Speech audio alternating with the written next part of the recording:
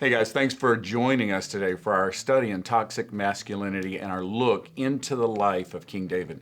Now, I want you to know that the video you're about to watch was shot a little over a year ago. When this material came to light, when the Holy Spirit put it to us, we really knew we had to go ahead and shoot this. We had to go ahead and capture it. We didn't know when we would release it. We're convinced this is the right time to release this. We've just prayed it through and we believe that God has something for you here. Yes, I look different in the video, but we shot this when God gave it to us, and now we're going to put it out there because we believe this is when He told us to. Well, hey y'all, thanks for joining us again for our look into the life of King David. Again, we're focusing as we go through this on building non-toxic masculinity. In other words, how can men really be men, masculine men, but not be toxic and not be dangerous and not be angry and destructive in their lives? I believe we can learn that through the life of David. Now, Here's where a lot of times this anger or this frustration begins to come out and we begin to see men acting out wrongly. That's when leadership gets really tough. Now, King David, as he is developing, as he is becoming king, and as he is king, faces over and over and over again challenges from different people. One of the things that we see in him is a grace that he offers to people that frankly don't deserve his grace. Now I need you to listen. When it comes to King David and showing grace in the Old Testament, we have to view this in context. Because what I'm going to call grace, if you read the whole story, you're going to look at it and say, well, that doesn't look very gracious to me. But if you'll get back into an ancient mindset, remember, it's an ancient mindset we're working with. It's not a modern way of thinking. And in an ancient mindset, David shows grace many times when he does not have to. Because from the moment he goes out of Saul's service and has a group of men around him, has his own army, from that moment he is a leader and he is in charge and he has people around him from that moment till the day he dies. He has people around him that will do anything he says and will defend him and his honor with their very lives. And so to dishonor David or to mistreat David, literally from the moment he has an army around him, is punishable by death in an ancient culture. Remember, ancient culture. I understand in modern terms that makes no sense to us, but in an ancient culture, that's the way this worked. So I want us to look at it from that standpoint. Now, the first story we want to stop on as we talk about leading in tough times, the first story we want to stop on is David and his men as they are still running from Saul. Now, in ancient times when an army traveled, so when David and his army are journeying along, they could not bring enough resources with them to sustain the army on the road. So what they would do is they would, a kind army would go and ask for support from farmers and from communities, and those farmers or communities would support them, believing that in the end it would be worthwhile. The ones that were more brutal and didn't really care about people would just go take over villages and steal everything they have and then leave people with nothing to feed their families with. David didn't do that. David and his armies would go into a village or go into a town and they would ask for support. Now, in 1 Samuel chapter 25, we see an instance like this. He goes into an area and he knows of one of the leaders there, and this man's name is Nabal. Now, I want you to know, Nabal means the fool. So what this man is he's a fool. He ain't all that bright. Don't get mad about the title. Don't get mad about the name calling. He's just not all that bright. So David goes into this area and he sends his men to ask Nabal for support, for some food, for some sustenance, for something that will help his army continue on. When the Bible tells us in chapter 25 of 1 Samuel, starting verse 9, the Bible tells us that when David's men arrived, they gave Nabal this message in David's name. Then they waited. So the message was, will you send us supplies to supply our army? Nabal answered David's servants this way, who is this David? Who is this son of Jesse? Many servants are breaking away from their masters these days. Why should I take my bread and water and the meat I have slaughtered from my shearers and give it to men coming from who knows where? Hear what he's saying? Who do you think you are coming here asking me for this? Who is this David? In other words, Nabal is insulting David. He's not just saying no. He's not just saying, I don't have enough for myself. He's literally being insulting about it. And he's being foolish because this man and his family do not have any army to protect them. It's all up to them. David and his men could come in and wipe them all out. And in fact, in an ancient culture, remember, we're talking about an ancient culture. In an ancient culture, if you disrespected the leader of the army, it was expected that leader of that army would go and kill you, slaughter everybody around you to make the point to everybody else, don't disrespect our leader. Like ancient culture, remember that. So David now is caught. He can show grace to this man and move on, but that would show him as being weak. Or he could go in and he could kill the man and his entire family. David pauses because he doesn't want to do that. Nabal's wife understands what's going on. When Nabal goes to sleep, Abigail goes out and she gathers up everything David and his army needs and takes it to him and says, please show grace to our family. Please show grace to everyone in our village because my husband is a fool. Don't kill everybody else. I want you to hear me. Sometimes as a leader, you're going to have to show grace to fools. You're going to have to do that. People will do foolish things. They will do foolish things to you. They will point foolish accusations at you. They will make you look like a fool, or at least they'll try. But what you need to do is show grace, because if you just blow up every relationship where somebody does something foolish, in the end, watch, let me just show you. Lashing out at fools makes leaders look foolish. What you've done is you've lowered yourself to their level. You've decided you're going to get down in the mud with them.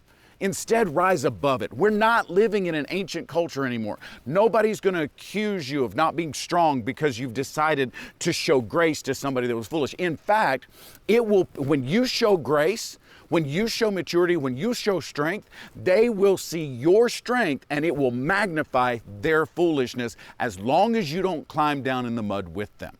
So sometimes we've got to show grace to fools.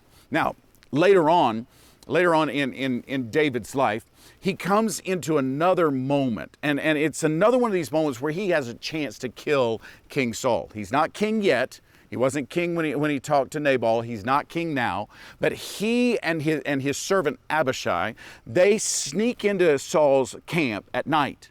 They walk up and they're standing beside King Saul, who's laying on the ground asleep, and there's a spear in the ground at his head, and there's a chance for them, they could just take the spear, run him through, pin him to the ground, and it would be over. David could just be king. They've killed Saul. Watch. Abishai says to David in this moment, I'm in 1 Samuel chapter 26, verses 8 and 9. Abishai says to David at this moment, today God has delivered your enemy into your hands. Now, that's what it looks like. It looks like that God has given them a moment where they can step up and they can win this. They can put an end to this. But David won't do that. Abishai says, now let me pin him to the ground with one thrust of the spear. I won't strike him twice. In other words, I'll get this done quickly. But David said to Abishai, don't destroy him. Who can lay a hand on the Lord's anointed and be guiltless? Sometimes you have to show grace to fools because, wrangling with a fool makes the leader look foolish. But sometimes you have to show grace to jerks. And that's exactly what King Saul is being. He's just being a jerk. He knows. Look, there's no doubt in my mind that King Saul knows that he is losing his mind. He's losing his grip. He knows his time is short. He knows he's not going to be king much longer. I really don't understand why King Saul doesn't just hand the kingdom over to his son Jonathan, but he doesn't. Instead, King Saul is holding on, but he's now trying to kill David because he sees David as the biggest threat. The biggest threat to Israel is not David, it's King Saul. But he's being a jerk to David. Sometimes you've got to show grace to jerks. You're going to, look, every person, men especially, you are going to run into other men who try to make themselves look bigger by bringing you down. That's exactly what Saul is doing. He's trying to maintain his household on the throne of Israel by tearing down or killing David and his household. That's what Saul is doing, and that'll happen to us. There are people who will try to make themselves look bigger by making you look smaller. But you've got to understand something. Even when it looks like you have the opportunity to destroy this threat, when it looks like you have the opportunity to do something to get rid of them, to knock them out of the game, to overcome them, you've got to understand that solving, watch, I'm putting it in parentheses, solving a problem the wrong way can simply cause a bigger problem. That's just true. You've got to solve these issues in God's way. God's going to bring about the end. God's going to bring about Saul's end. God has a plan for that. But if David gets ahead of that plan, he's going to lose credibility in the nation. He's going to lose credibility among his own men. He's going to lose credibility among Saul's men. Because David showed so much grace to Saul throughout this whole time, watch, Saul's army knew they were chasing David, and they knew there was no reason to do that. They knew this was all about Saul's pettiness. They knew this was all about Saul's insanity. They watched it. They saw it happen. They watched as David had opportunity after opportunity to kill Saul, but said, I won't touch God's anointed. So listen, when David did become king, Saul's army had absolutely no problem following him because they trusted him. They knew his heart, because they had seen him do the right thing when he did not have to. So we've got to understand that sometimes you've got to show grace in places that don't make sense. Show grace to people that are being foolish. Show grace to people who are being jerks. We've got to do this. Listen, you say, well, I'll be glad when David gets in charge and that never happens again. Yeah, that moment's not coming. The truth is, even once you're large and in charge, there are times when you're really struggling, when it really looks like you're done, when it really looks like there's no way out. David faces one of these at the end of his life. We're in 2 Samuel chapter 16 now. David, we'll go through this story, but David has handled his family poorly, and one of his own sons has now attacked the capital. And David and his men have fled the capital, and his own son is taking over the throne and defiling Jerusalem. His own son is doing this. We'll get into it later. There are reasons behind it, but his own son's doing it. As he and his men are fleeing the capital in disgrace, in embarrassment, in failure, David the king is now David the fugitive. He's running away like a child, like a scared child. And while he's on his way out, watch this, 2 Samuel chapter 16, verse 5. As King David approached Barim, a man from the same clan as Saul's family came out from there. His name was Shimei, son of Gera, and he cursed David as he came out.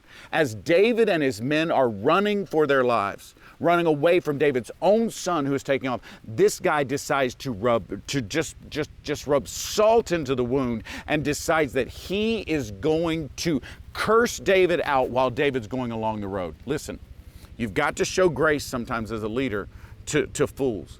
You've got to show grace sometimes as a leader to jerks. And listen to me, sometimes you got to show grace to trolls.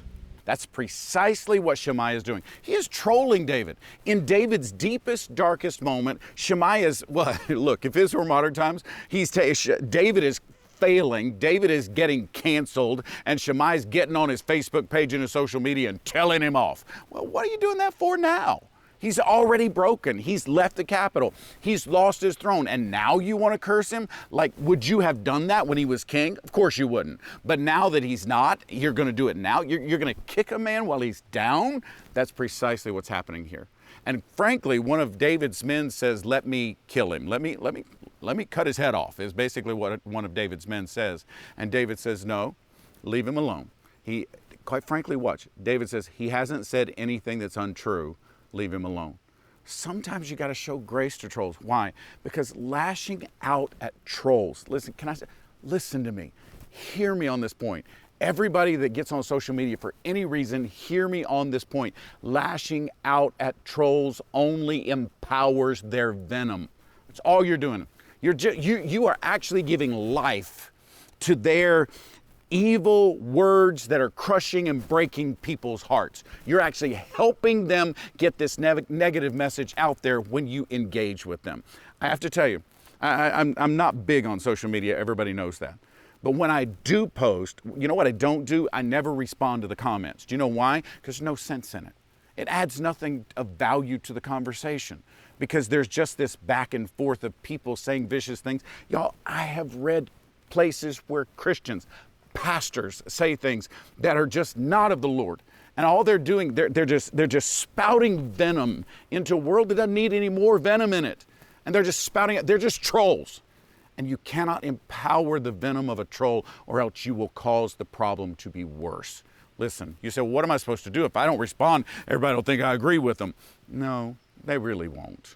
You just say what you need to say and let everybody else say whatever they need to say about what you said. And it does not change one iota what you said or what you meant. In fact, if you'll show grace while somebody else is trolling you, it will empower you. That's what I want you to capture. That's what I want you to capture. Not lashing out at a fool does not diminish your masculinity. It increases it. It shows that you've got control. Not lashing out at a jerk, but following God's plan anyway, does not diminish your masculinity. It shows you're in charge. Not lashing out at a troll, it does not diminish your manhood. It actually shows that you're in control of your own emotions, you're in control of your own anger, you're in control of all that. And when people see your God-given, Holy Spirit-inspired self-control, they will respect you more. Listen, showing grace is not weakness. Showing grace, Jesus showed us on the cross, is the strongest, most masculine thing you could ever do. Thanks for watching another episode of Midweek at your house. So what now? There's a whole community with our virtual church whose purpose is to love God and love people better every day. We would love to have you jump into that. Tune in this weekend right here on our YouTube channel for New Life at Your House. There are 2 services at 9 and 11 a.m. Eastern Standard Time where you can know God better through music, teaching, and more opportunities. Don't forget to subscribe and turn those notifications on. We'll see you soon.